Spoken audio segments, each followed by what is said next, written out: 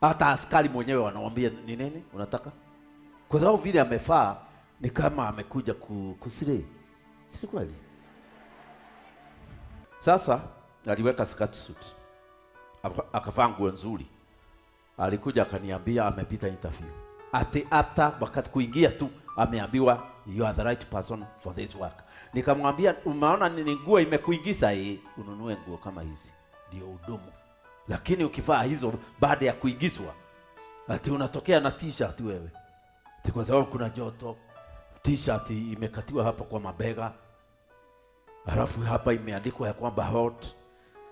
Halafu unaenda kutafuta interview. Hata ya mwisho nilimuuliza ni mwanamke alikufanya interview ama akaniambia unajua sasa director ni Mrs. wa huyo boss. Nikamwambia na t-shirt ya hot director akuajiri kasi na hapa umeandika hot hata mimi siwezi. Wewe no andikire muthuri mundu muhio githuri. Unaweza kuajiria mzee mwanamke ambaye kifua ni moto?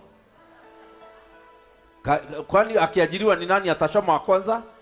Na mzee. Kwanza aliambia wewe enda. Nani amekwambia uingie? Go. No, don't argue. Go. Kaniambia nimefukuzwa kama ubwa.